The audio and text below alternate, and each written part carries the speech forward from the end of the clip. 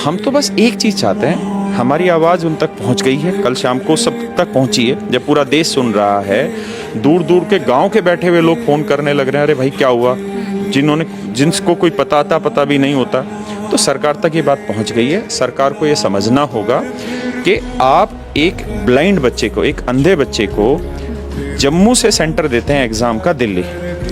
एक अंधा बच्चा जम्मू से दिल्ली आता है और जब वो दिल्ली आता है तब उसे पता चलता है कि उसका सेंटर बदल दिया गया है, दिल्ली नहीं, अब वो वापसी जाने लग रहा है। तो आप सोचिए क्या वो बच्चा देगा एग्ज़ाम? नहीं।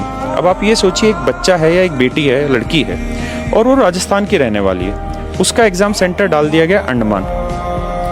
अंडमान जाने का कितना खर्चा लगेगा? आज के टाइम में फ्लाइट भी करेगा 20-25 हज़ार रुपये मिनिमम खर्चा लगेगा। एक बच्चा जो 99 रुपये का कोर्स नहीं ले पा रहा है, वो यूट्यूब पे पढ़ने लग रहा है। हमारे यूट्यूब पे सब्सक्राइबर क्यों हैं?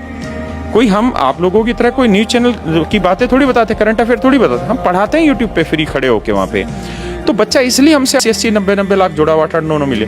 अब सोचिए 25,000 रुपये एक बच्चा या बच्ची देगी, और जो यहाँ से दिल्ली से जाएगा, राजस्थान से जाएगा अंडमान, कैसे पॉसिबल हो सकता है?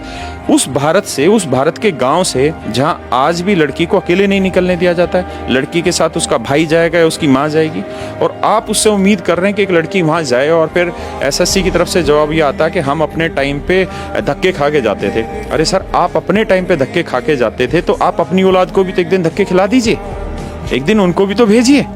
भाई यहाँ जितने भी बच्चे हैं वो किस बैकग्राउंड के हैं? कोई प्राइवेट स्कूलों के पढ़े हुए थोड़ी बच्चे हैं, सारे सरकारी स्कूलों के पढ़े हुए बच्चे हैं। तो अब इस चीज़ में तो मुझे लगता है कि कहीं से कहीं तक भी औचित्य नहीं है कि इसका कोई जवाब दिया जाए।